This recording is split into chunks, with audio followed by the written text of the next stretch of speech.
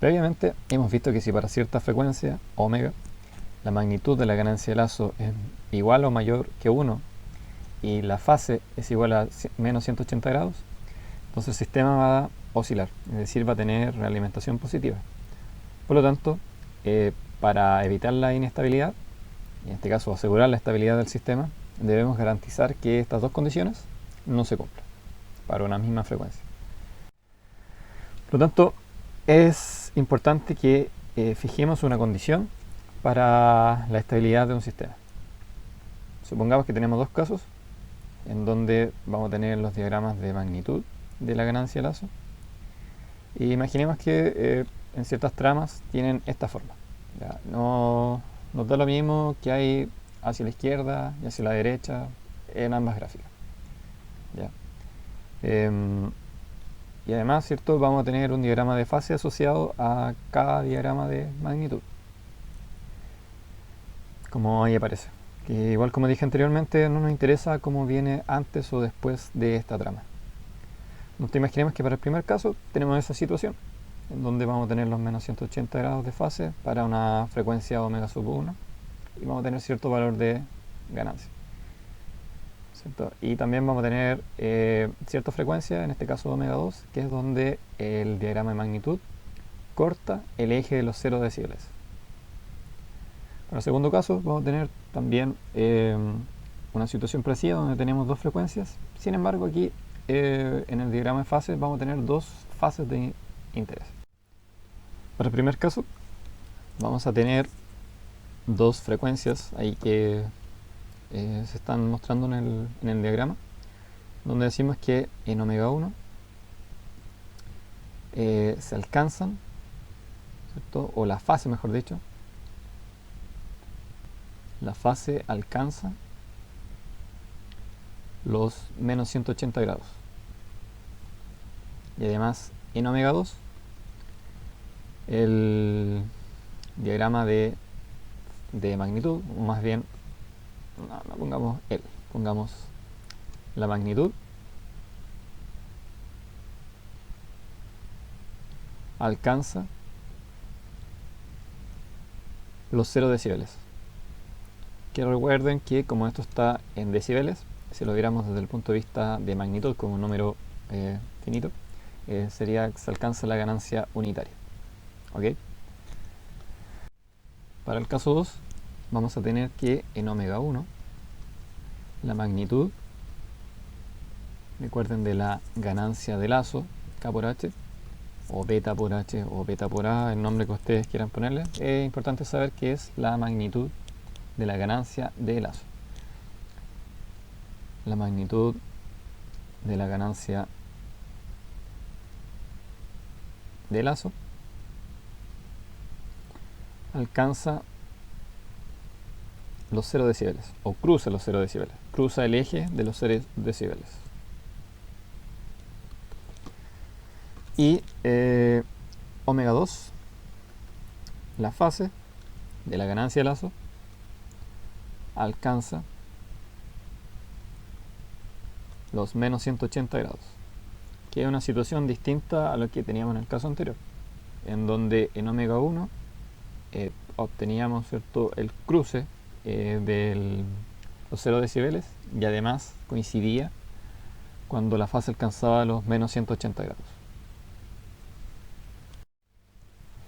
Entonces, la frecuencia a la que la ganancia de lazo cae a los 0 decibeles, que es la ganancia unitaria, o el cambio de fase alcanza los menos 180 grados, juegan obviamente un rol crítico, por lo que es necesario que definamos ciertos nombres para lo que viene de aquí a futuro.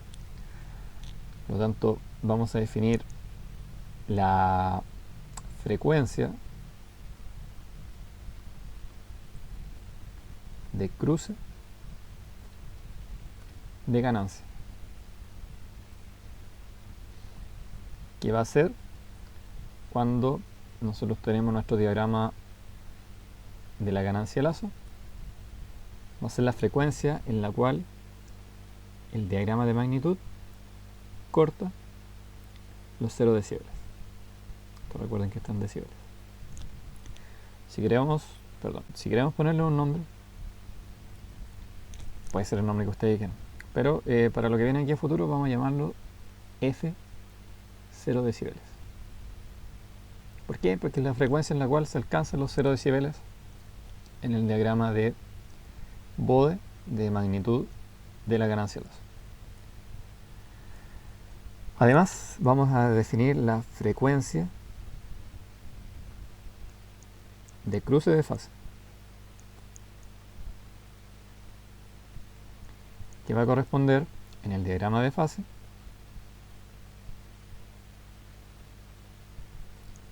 ustedes recuerden la frecuencia, va a ser la frecuencia en la cual el diagrama de fase, sea la forma que sea, ¿cierto?, se alcanza los menos 180 grados. O sea, esa frecuencia, igual que la anterior, pueden ponerle el nombre que ustedes quieran, pero de lo que viene aquí a futuro vamos a llamarlo F de menos 180 grados. Entonces, ¿cierto?, ya no solamente estamos fijándonos en algo de las gráficas, sino que ahora le estamos poniendo cierto nombre para definir después algunas normas. Entonces, el punto clave que surge de los escenarios que analizamos anteriormente, en donde, ¿cierto?, teníamos una donde la frecuencia de cruce de ganancia era igual a la frecuencia de cruce de fase, y el segundo caso, que no recuerdo ahora, ¿cierto?, el punto clave va a ser que para que el sistema sea estable, la frecuencia de cruce de ganancia debe ser menor que la frecuencia de cruce de fase.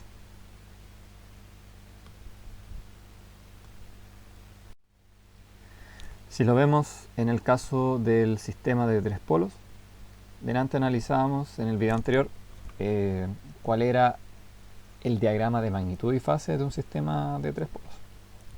Aquí obviamente suponíamos que no había un traslape entre las frecuencias de interés para cada polo. Recuerden eso de un décimo de un polo, 10 veces un polo. Ya aquí obviamente no se sobreponían uno sobre el otro.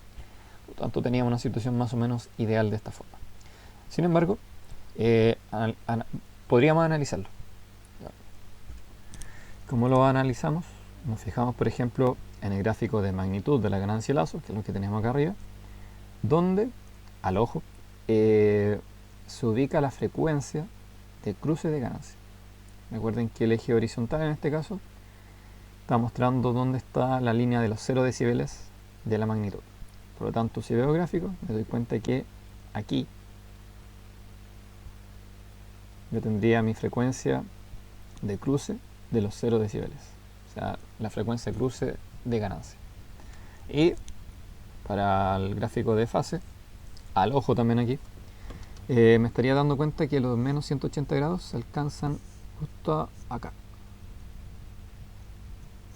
Esto aquí, que corresponde 10 veces el polo 2 para este gráfico, tendría la frecuencia de cruce de fase, es decir, donde la fase alcanza menos 180 grados.